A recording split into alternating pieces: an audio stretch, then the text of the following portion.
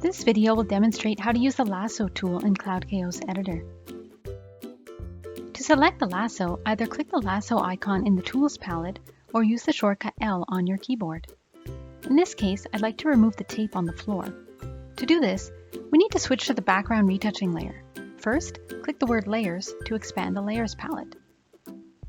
By default, we are always on this top layer, which is the foreground layer that is used to put back missing color on the subject.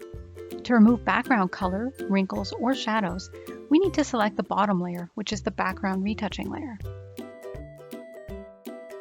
Now I will click and drag the lasso around the tape.